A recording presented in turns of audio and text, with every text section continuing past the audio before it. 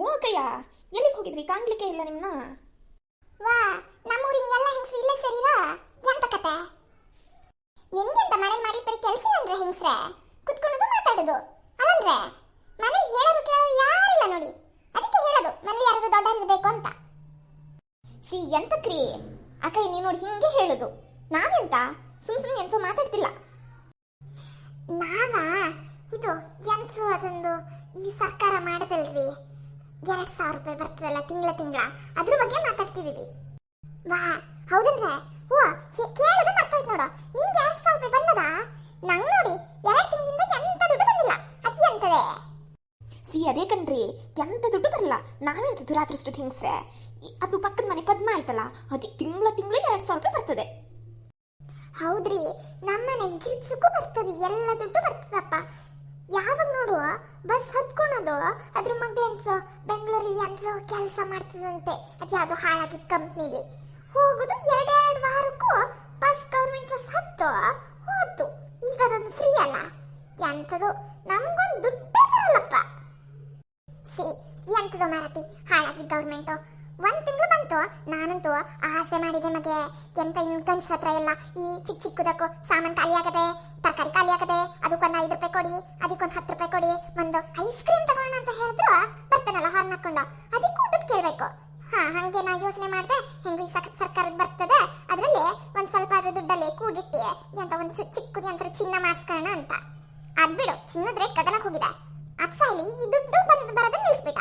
ಎಂತದು ನಂಗೆ ಅಂತ ದುಡ್ಡು ಬಂದಿದೆ, ನನ್ನ ಕೈಯಲ್ಲಿ ಉಳಿತಿರ್ಲಿಲ್ಲ.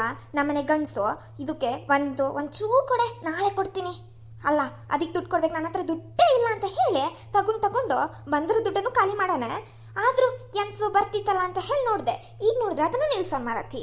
ಅಲ್ರಿ, ಈ ಗವರ್ಮೆಂಟ್ ಫ್ರೀ ಬಸ್, ಆಮೇಲೆ ಈ ರೀತಿ ದುಡ್ಡು 2 ದಿನ ಕೊಡೋದು, 2 ದಿನ ನಿಲ್ಸೋದು. ಆದ್ರೂ ಆ ಪಕ್ಕದ ಮನೆಯವರಿಗೆಲ್ಲ ಬರ್ತದೆ ಮರ, ಊರಲ್ಲಿರೋರಿಗೆಲ್ಲ ಬರ್ತದೆ. ನಮ್ಗೆ 1-3-4 ಜನಕ್ಕೆ ಬರಲ್ಲ. ಬಂತಂದ್ರೆ ಬಂತು, ಇಲ್ಲ ಅಂದ್ರೆ ಇಲ್ಲ.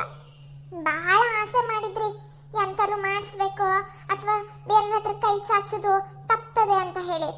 ಎಂತದೋ ಎಂತ ಮಾಡ್ಬೇಕಂತ ಗೊತ್ತಿಲ್ಲ. ಎಂತಾರು ಬ್ಯಾಂಕಲ್ ಗಿಂಕಲ್ ಹೋಗಿ ಕೇಳ್ಬೇಕಂದ್ರೆ ನಾನು ಸುಮ್ಮನೆ ಕೂತಿನಂದ್ಯಾ. ಹೋಗಿ ಬ್ಯಾಂಕಲ್ ಕೇಳಿನ ಆ ಮ್ಯಾನೇಜರ್ ಅಪ್ಪನ ಹತ್ರ.